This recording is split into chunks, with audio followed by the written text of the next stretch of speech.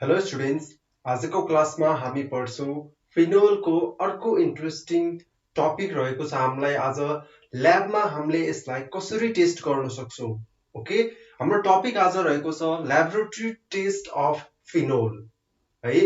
यसमा हामीले के पढ्छौँ भने यसमा हामीले first of all litmus test गर्छौँ, त्यसपछि हामीले FeCl3 टेस्ट पनि गर्छौँ, लिबरम्यान टेस्ट गर्छौँ यसमा हैन। यो सबै प्रोसेसहरू हाम्रो कसरी स्टार्ट हुन्छ त भन्ने कुरालाई आज हामी एकदमै राम्रोसँग डिस्कसन गर्नेवाला छौँ। यदि तपाईहरुको अगाडि पेन र कपी राख्नु भएको छैन भने पेन र कपी तपाईहरुको अगाडि राख्नुस् ताकि तपाईहरुलाई हेल्प होस्। पछिको लागि पनि तपाईहरुलाई एकदमै इम्पोर्टेन्ट च्याप्टर हो यो, त्यसैले मसँग भिडियोको लास्टसम्म बसिराख्नुस्। यदि लास्टको भिडियोजहरुमा केही बुझ्नु भएको छैन भने प्लिज कमेन्ट चाहिँ गर्नुस् है। Okay, without wasting time let's start our topic, that is laboratory test of phenol. फर्स्टमा हेर्नुस् त हाम्रो के छ भने ल्याबोरेटरी टेस्टमा हाम्रो लिटमस टेस्ट छ। First of all litmus test हामीले बुझौँ कि फिनोल भनेको के हो। फर्स्टमा फिनोल एसिडिक हो कि बेसिक हो, किन एसिडिक हो किन बेसिक हो हैन, किन बेसिक होइन किन एसिडिक होइन भन्ने कुरालाई हामी डिस्कसन गरौँ। त फर्स्टमा के हो त फिनोल, कमेन्टमा लेख्नुस् त एकचोटी। Phenol is acidic or basic? तपाईहरुलाई एक्जाममा सोध्छ phenol is why phenol is acidic in nature, why phenol is acidic or basic in nature, give reason भनेर सोध्यो भने तपाईहरुले कसरी लेख्न सक्नुहुन्छ, कसरी लेख्नुहुन्छ है। यो कुरालाई राम्रोसँग एकदमै ख्याल गर्नुस्। फिनोल चाहिँ हाम्रो के हुन्छ भने एसिडिक हुन्छ, किनकि फिनोलमा के छ भने OH ग्रुप प्रेजेन्ट छ, जसले गर्दाखेरि यसले के गर्छ भने एसिडिक नेचर शो गर्छ। हामीले जनरली पढ्दाखेरि पनि के पढ्यौं भने लास्ट क्लासमा हामीले के पनि हेर्यौं भने एसिडिटी अफ फिनोल पनि हामीले एकदम राम्रोसँग हेर्यौं। ठीक छ, एसिडिटी अफ फिनोल चेक गर्न चाहनुहुन्छ भने प्लेलिस्टमा राख्दैछु, प्लेलिस्टमा गएर चेक गर्नुस् है। या त डिस्क्रिप्सनमा हेर्न चाहनुहुन्छ भने डिस्क्रिप्सनमा पनि छ, त्यो डिस्क्रिप्सनमा पनि हेर्नुस् तपाईहरुले एसिडिटी अफ फिनोल्स भनेको। यसमा फर्स्टमा के छ भने यदि कुनै एसिड छ भने के गर्छ यसले भने लिटमस टेस्ट गर्दाखेरि it turns blue litmus into red colour. हामीलाई थाहा भएकै कुरा हो, हामीले क्लास 6 देखि पढ्दै आइरहेको कुरा हो। के हो भने एसिड छ भने यसले ब्लू लिटमस पेपरलाई केमा कन्भर्ट गर्छ भने रेड कलरमा कन्भर्ट गर्छ। ठीक छ, बुझ्नु भएको छ। ओके, त्यसपछि नम्बर 2 मा छ हाम्रो NaOH टेस्ट भनेको एसिडलाई हामीले बेसमा राख्दाखेरि के बन्छ त भन्ने कुरालाई डिस्कस गरौँ। फर्स्ट अफ अल हेर्नुस् त, phenol dissolves in NaOH reappears on adding HCl। हेर्नुस् है, phenol dissolves in NaOH, NaOH मा डिजल्भ हुन्छ किनकि फिनोल आफैमा एउटा के हो, एसिड हो। एसिड डिजल्भ भइसकेपछि के हुन्छ भने यसले सल्ट बनाउँछ। भनेपछि यसले के बनायो भने सोडियम फिनोक्साइड बनायो। Phenol on reaction with NaOH it produces the sodium phenoxide, that is the salt। यसको हाम्रो के भन्न सकिन्छ भने एउटा सल्ट भन्न सकिन्छ र एउटा न्यूट्रल कम्पाउन्ड हाम्रो के फर्मेसन भयो भने H2O न्यूट्रल कम्पाउन्ड, वाटर पनि फर्मेसन भयो। यति कुरा दिमागमा राख्नुस् कि जहिले पनि यदि हाइड्रोजन र अक्सिजन रिएक्टेन्ट साइडमा छ भने तपाईको प्रोडक्टमा 90% वाटर चाहिँ निस्किन्छ है। यदि निस्किरा छैन भने कुनै पनि रिएक्सन्स तपाईहरुले म्याच भइरा छैन भने तपाईहरुले के गर्नुस् भने वाटर प्लस H2O राख्नुस् र त्यसलाई ब्यालेन्स गर्नुस्, एकदमै राम्रोसँग मिल्छ। त्यसरी हामीले गर्न पाउँछौं किनकि वाटर भनेको एउटा बाइ प्रोडक्टको रूपमा हरेक रिएक्सन्समा आइराको हुन्छ। ठीक छ, ओके। त्यसपछि अर्को हेर्नुस् त, सोडियम फिनोक्साइडलाई हामीले HCl मा राख्यो भने के हुन्छ भने फिनोल फेरि रिकभर हुन्छ। तपाईहरुले सोध्न सक्छ what is the reaction between what happen when phenol reacts with NaOH and HCl। NaOH सँग रिएक्सन गर्ने बित्तिकै सोडियम फिनोक्साइड बनाउँछ। सोडियम फिनोक्साइड बन्ने बित्तिकै त्यसपछि हाम्रो के हुन्छ भने HCl मा राख्यो भने यो फेरि रिकभर हुन्छ है। यसलाई हामीले के भन्न सक्छौं भने सेपरेसन भन्न सक्छौं। सेपरेसन रिएक्सन जुन हामीले ल्याबोरेटरी टेस्ट गर्दाखेरि यो सबै हामीले गरिरहेको हुन्छौं। ओके, ल त्यसपछि अर्को हेर्नुस् त FeCl3 टेस्ट। हामीले रिएक्सन्स इम्पोर्टेन्ट रिएक्सन्स पढ्दाखेरि पनि हामीले FeCl3 टेस्ट गर्यौं, जसमा हाम्रो के हुन्छ भने हेर्नुस् त, तपाईहरुले के गर्नुभयो भने फिनोल लेख्नुभयो एउटा टेस्ट ट्युबमा फिनोल लेखिसकेपछि त्यसपछि तपाईहरुले फ्रेशली प्रिपेयर्ड FeCl3 तपाईहरुले राख्नुभयो है। FeCl3 राख्ने बित्तिकै त्यसमा के फर्मेसन भयो भने फेरिक फिनोक्साइड, दैट मिन्स भोयलेट कलरको प्रिपरेसन भइराछ भने जस्तै तपाईहरुले के गर्नुभयो भने एउटा टेस्ट ट्युब छ, यो टेस्ट ट्युबमा तपाईहरुले के गर्नुभयो भने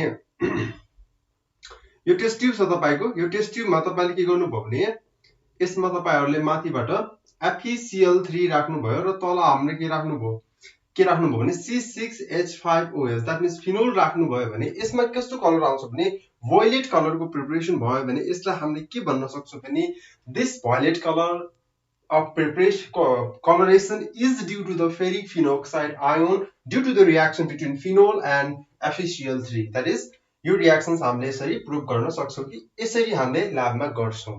ठीक छ, यो हरेक रिएक्सन्सहरु ल्याबोरेटरी टेस्ट हो। त्यसैले ल्याबमा जुन जुन रिएजेन्ट्सहरु छ त्यो रिएजेन्ट्सहरु राखेर हामीले के गर्छौं भने फर्दरली रिएक्सन्सलाई अगाडि प्रोसिड गराउँछौं। ठीक छ, नम्बर 2 3 बुझ्नु भयो, ल्याबमा गर्छौं हामीले। नम्बर 3 मा के छ भने एक्वस ब्रोमिन। ल्याबमा तपाईहरुको केमिकल टेस्ट गर्दाखेरि एउटा एक्वस ब्रोमिन पनि होला। हेर्नुस् है, फिनोल तपाईहरुले राख्नुस्, फिनोल। ठीक छ, फिनोललाई लेख्नुस्। फिनोललाई लेखिसकेपछि त्यसपछि एक्वस ब्रोमिन राख्नुस्। एक्वस ब्रोमिन टेस्ट ट्युबमा राख्नुस्। टेस्ट ट्युबमा राखिसकेपछि तपाईहरुको एउटा के आउँछ भने त्यसमा व्हाइट पीपीटी को फर्मेसन हुन्छ टेस्ट ट्युबमै। र व्हाइट पीपीटी को फर्मेसन हुने बित्तिकै त्यसलाई हामीले के भन्न सक्छौं भने this is due to the presence of 2,4,6 ट्राइब्रोमोफिनोल।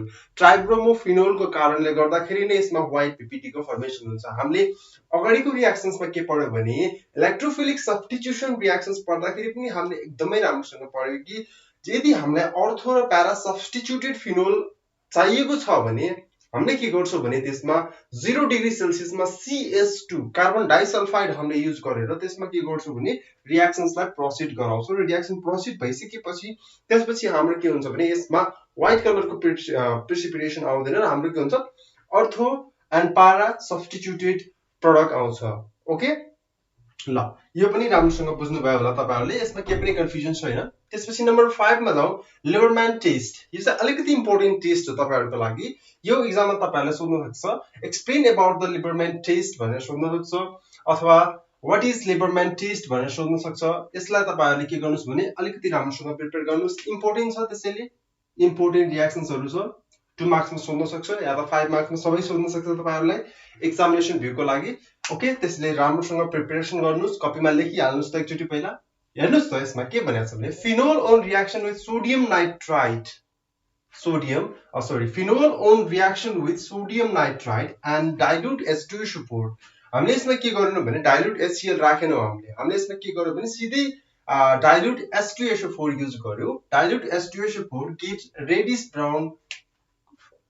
brown compound that is called quinone. Quinone compounds को फर्मेशन हुन्छ, रेडिश कलर को हुन्छ।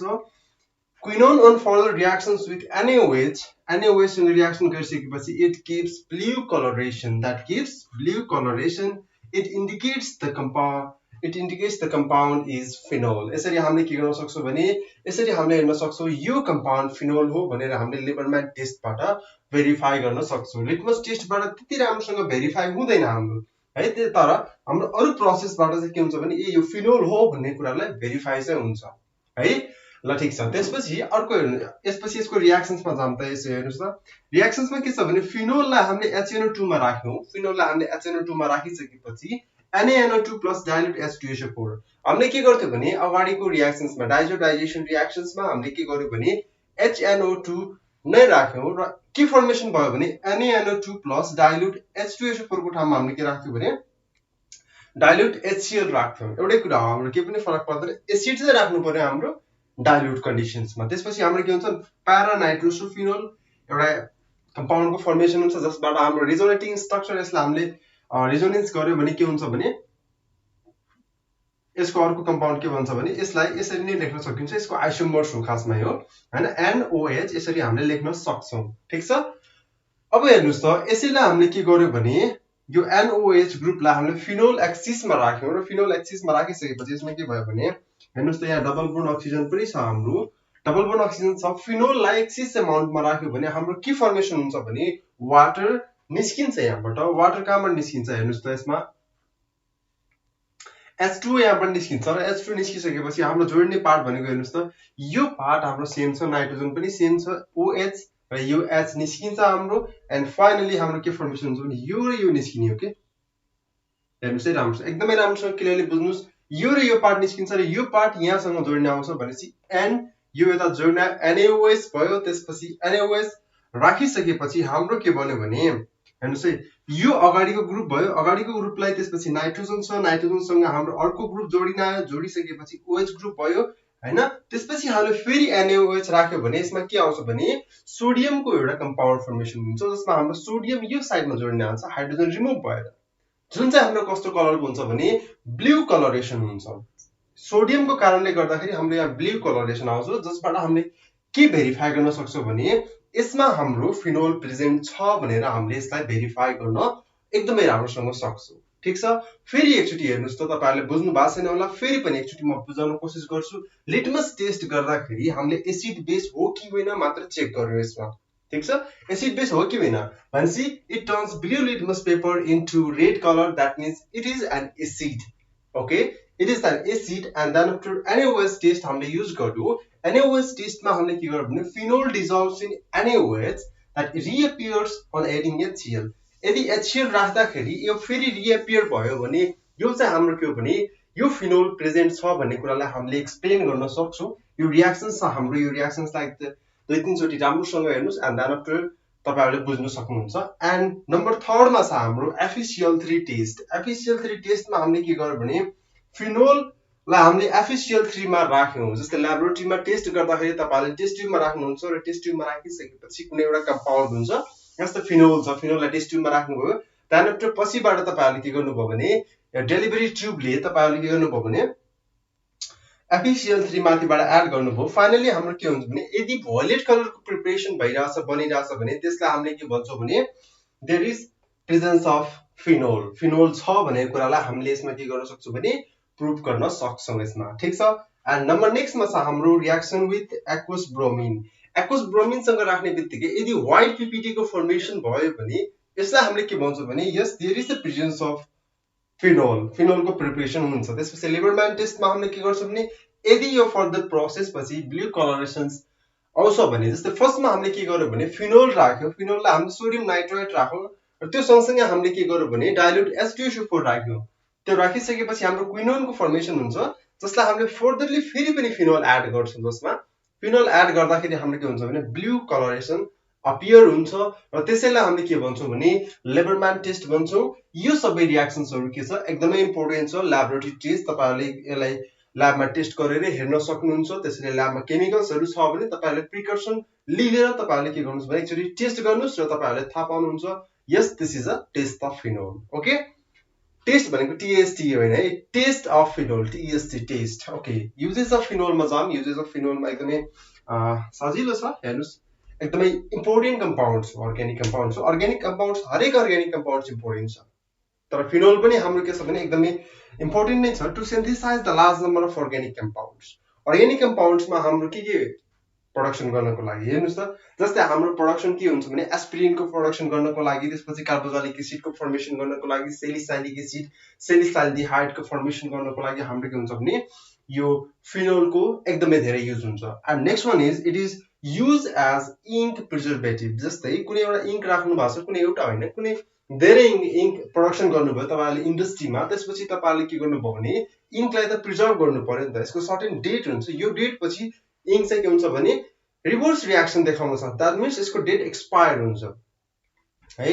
त्यसैले गर्दाखेरि इङ्कलाई प्रिजर्भ गर्नुपर्छ, इङ्क प्रिजर्भेटिभको काम गर्छ यसले हैन। त्यसपछि अर्को छ हाम्रो use as antiseptic in soap and lotion. Soap र लोशन्सहरु जुन हामीले युज गर्छौं त्यसमा यसले के काम गर्छ भने एन्टिसेप्टिकको काम गर्छ। द्याट मिन्स यसले अल्सो के को काम गर्छ भने एन्टिब्याक्टेरियलको पनि काम गर्छ। जस्तै हामीले कतै घाउ भयो भने, हाम्रो स्किनमा हाम्रो ड्यामेज भयो भने हामीले के गर्छौं भने डिटोल साबुन युज गरिरहन्छौँ। जनरली डिटोल साबुन तपाईले जुनसुकै साबुन युज गर्नुस् एउटै कुरा हो है। डिटोल साबुनलाई मैले के भन्न चाहिने यसमा, किनकि सबै साबुनमा के हुन्छ भने एन्टिसेप्टिक प्रपर्टिज राखेको हुन्छ, फिनोल प्रपर्टिज पनि राखेको हुन्छ र लोशन्समा के हुन्छ भने लोशनमा पनि राखेको हुन्छ यसमा। ठीक छ, त्यसपछि नम्बर अर्कोमा के छ भने it is use to manufacture the medicines. Phenol एउटा यस्तो कम्पाउन्ड हो कि जसले गर्दाखेरि हामीले एस्पिरिन हैन अरू कम्पाउन्ड्सहरुको प्रिपरेसन गर्न सक्छौं हैन। सेलिसाइलिक एसिड्समा हामीले सेलिसाइलिक एसिड्सलाई हामीले डिफरेन्ट डिजिज ट्रिटमेन्टको लागि युज गर्न सक्छौं हैन। त्यसैले यो एउटा हाम्रो के हो भने इम्पोर्टेन्ट अर्ग्यानिक कम्पाउन्ड छ जुन कि हाम्रो मेडिसिनमा पनि एकदमै धेरै युज हुन्छ। ओके, ल यसलाई एकचोटि राम्रोसँग हेर्नुस्, फेरि पनि हेर्नुस्, फेरि हेर्नुस्, फेरि हेर्नुस् है। तपाईहरुले बुझ्नुहुन्न भने कमेन्ट गर्नुस्, सर मैले बुझिन भनेर फोन नम्बर राख्दै छु मैले त्यहाँ, हेर्नुस् त एकचोटि फोन नम्बर त्यहाँ ह्याशट्यागमा राखेर मैले त्यही राख्दै छु डिस्क्रिप्सन बक्समा, फोन गर्नुस् न हैन। यदि तपाईहरुलाई फेसबुकमा जोइन हुन मन छ भने मसँग फेसबुकमा जोइन हुनुस्, मसँग इन्स्टामा जोइन हुनुस्, मसँग लिंक्डइनमा जोइन हुनुस्, हैन, या त सिधै फोन गरेर मलाई कल गर्नु, सर मलाई यो आएन, मलाई यो सिकाइदिनुस् भनेर तपाईहरुले कल गरेर सोध्न सक्नुहुन्छ मलाई। ओके, ल आजको क्लासमा म यति नै गर्छु। नेक्स्ट क्लासमा म नेक्स्ट इन्ट्रेस्टिङ टपिक लिएर फेरि पनि आउनेछु। Thank you very much and stay safe.